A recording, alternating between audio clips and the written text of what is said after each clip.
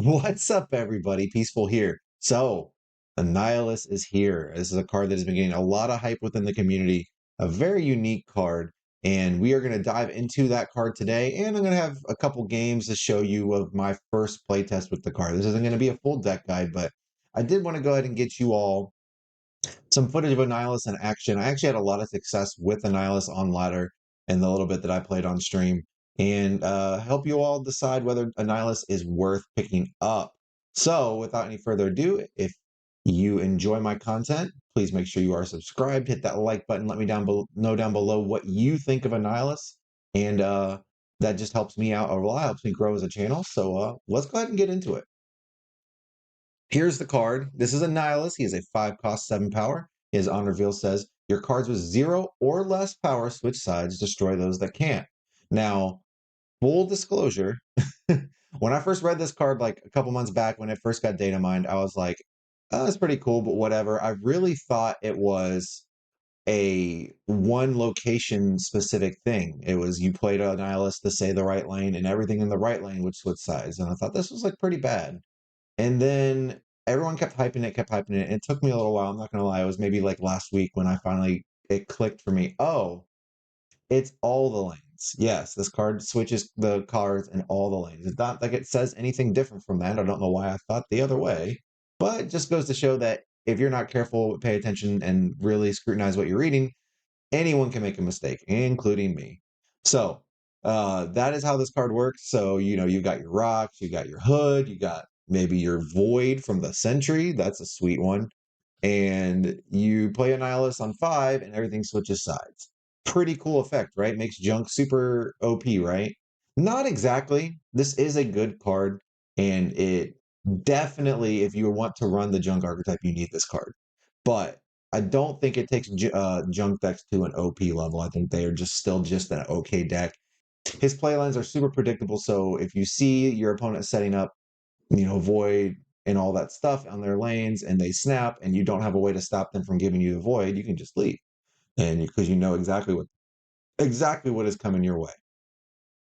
That said, this is a much better card than I initially thought, and it's not as linear as I thought it was going to be. There's a lot of different ways to build a deck that optimizes Annihilus. I've seen a lot of people posting really cool lists. I'll probably have another one later for you this week. Remember, it is Thanksgiving here in the US, so I will be off for the next couple days, but I will definitely be diving more into this card as I have time and checking out and see what all is possible with the different decks that he brings to the table. But I did want to go ahead and go over some things you should know about this card before you play with them.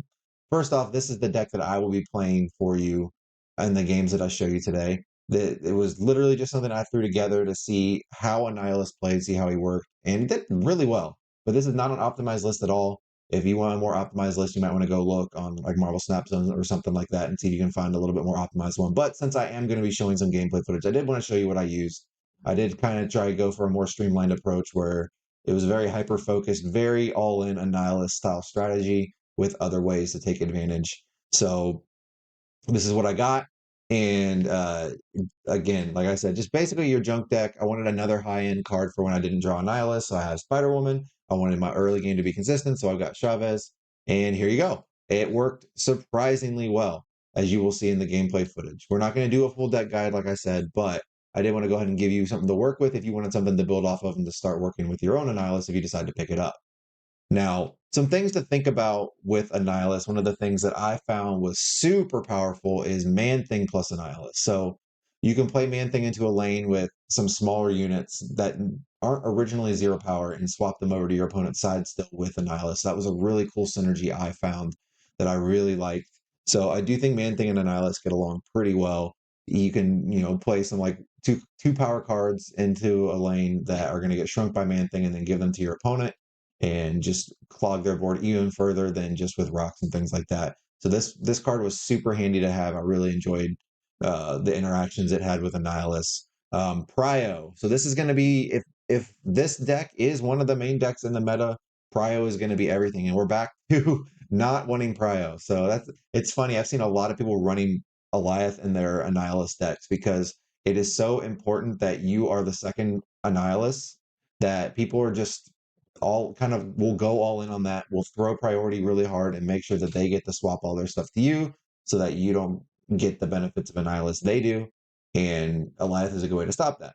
So it's going to create a really weird back and forth if Annihilus ends up being, uh, you know, a big part of the metagame because he does, if you Annihilus and then give them your Void and your Hood and your Rocks, and then they Annihilus right after, all that stuff comes right back to you, and your Annihilus basically is a 5/7. So that is going to be super relevant and super important if this becomes a matchup that is common in the metagame. And it is something you should definitely be thinking about to the point where I've seen people running Invisible Woman, I've seen people running Ghosts to ensure that they are the second ones to fire so that they get the benefits from it. It's pretty funny already, the little micro metagame that Annihilus has created. Uh, just another thing to keep in mind, Loki is still a thing, and Loki hitting your Annihilus is pretty brutal. So watch out for that. Be ready for that. It is definitely a thing you're going to have to play around and be aware of until Loki sees a change and becomes a less prevalent part of the metagame. But currently he is sitting around 12% of the metagame, at least in Infinite where I play. So just be prepared for that. It is definitely something you have to watch out for, and a reason that a lot of the Annihilus decks are running Goliath. So the other thing to watch out for is obviously destroy decks. Destroy decks are very difficult to beat, not impossible. I actually did win a couple conquest games, so like a full matches against destroy because my destroy opponent would snap me thinking they had it won with their killmonger or whatever, and I had other plays set up to take advantage. So Visible Woman helps a lot with that matchup because you can set up something like debris. You can set up Man Thing in a lane, you can set up debris and a couple other things and kind of give them a bunch of junk on the last turn and really mess them up that way. But it is much trickier than a lot of the other matchups. I've seen some people running Shang and things like that to sort of compensate for it because that is your weakest matchup by far. I personally think that Marvel Snap having decks that counter other decks is good. If there wasn't Destroy around to counter this deck would be super annoying because everyone would be playing it. It would be everywhere. So I kind of think it's good that there are decks that naturally counter it and keep it from being a huge part of the metagame. But if you want to try and beat that deck using this deck, then Invisible Woman and Shang and stuff like that is the way to go. That's really all I had today. I just wanted to kind of give you a primer on the card, uh, give you my thoughts. I think if you enjoy the junk archetype or enjoy like control style archetypes, this is a card that you must pick up. It is not just good in the strict junk deck. I've seen a lot of people doing really cool stuff with a more control oriented, like kind of almost like lockdown style builds where your goal is the Annihilus on 5 and lock them out of a lane or two and then finish them off with Goliath and things like that. So there's a lot of different ways to play him. He's a very good card, and I definitely recommend picking them up. But those are the types of decks you enjoy. If they are not, well, make sure you have a destroy deck ready to go because this deck's going to be everywhere for at least a week. You know how that goes with the new release. That's my thoughts for today. I hope you guys enjoy the gameplay. There was a lot of really cool, really sweet ones, and I will catch you all next time. Thank you all.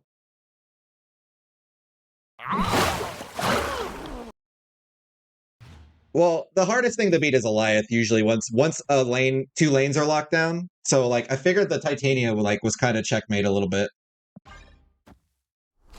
Thanks for stopping by though. It was a fun game.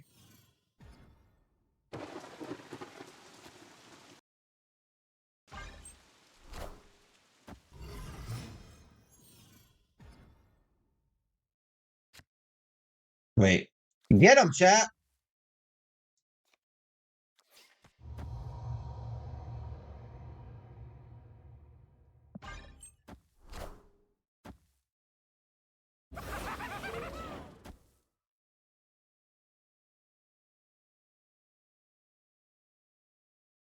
Good to know that's gone.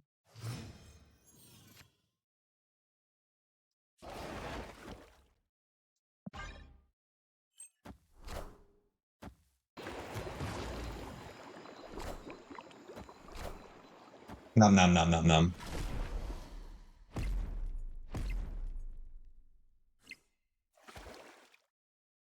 Oh wait. I didn't pay attention to Citadel. This is still fine.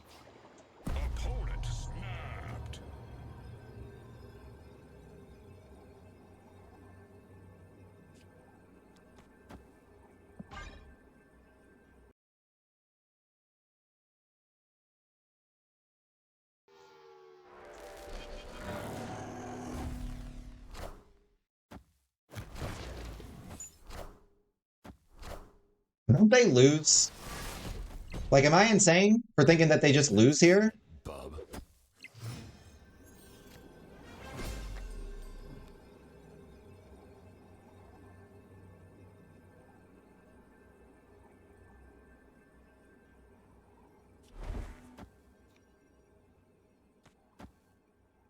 Like, they can't play. If they fill up the right lane, they can't fill up the right lane. How do they win here? Am I insane? Am I losing my mind? Oh, snap.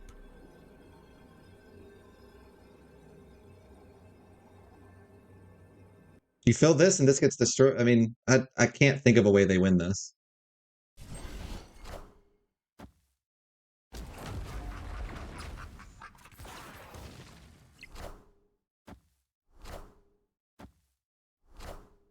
Yep. Yep. I'm not sure how that was supposed to work out for you there, bud. Get what you're going to enjoy more. I don't think this card is amazing in any way, shape, or form.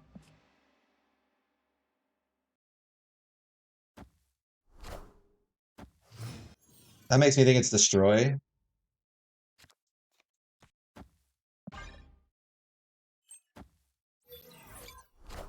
It's Daredevil.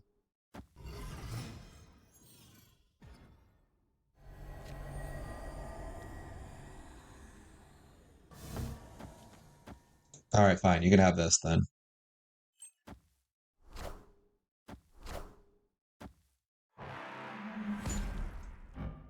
They're playing Daredevil and Werewolf in the same deck. I am maximum confused.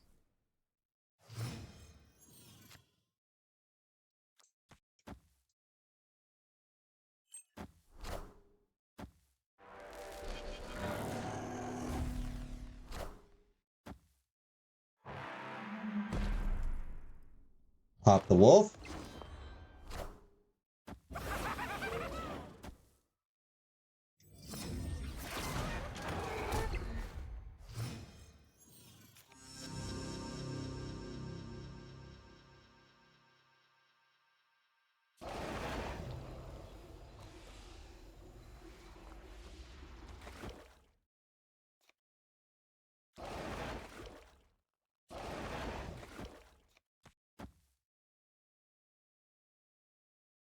This will make sure we're still... No, it doesn't. We're not still losing.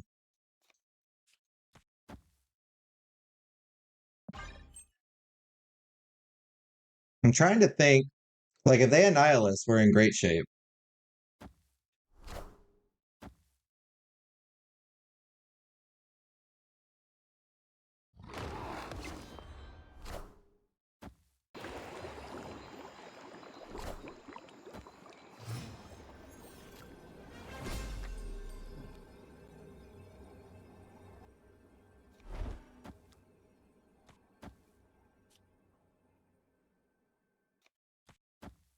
I don't know what's going to happen, chat. No. No. Cage, yeah. They have Prio. Yeah, I think we need Cage. Cage has been very good.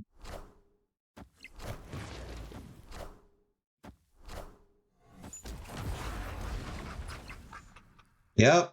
Who could have seen this coming, chat? Who could have seen this coming?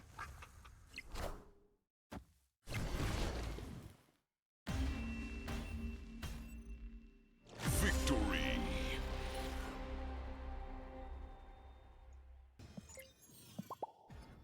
Are they streaming? I wonder if it's actually Raven. Anyway.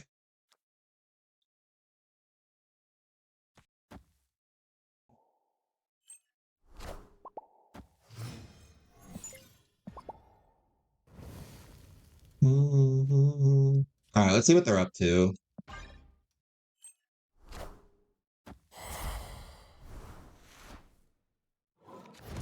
Nebula.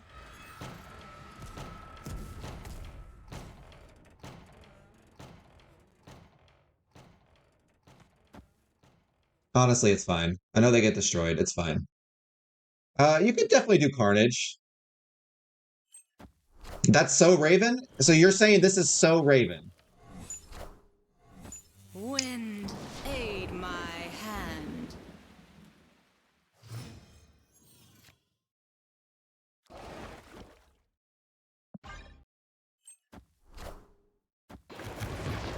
Who you got?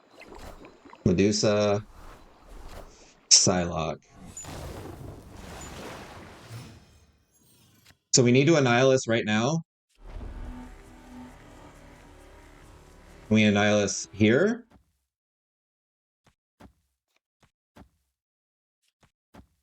This locks us out there.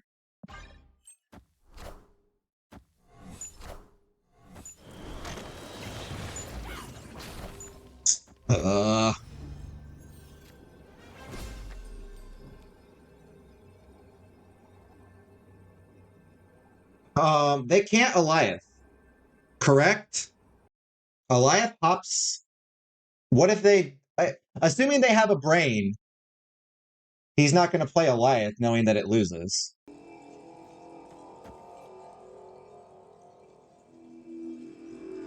I assume they're going to play 2 cards.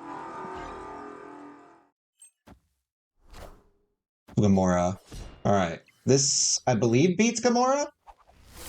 They go down to 16, yeah.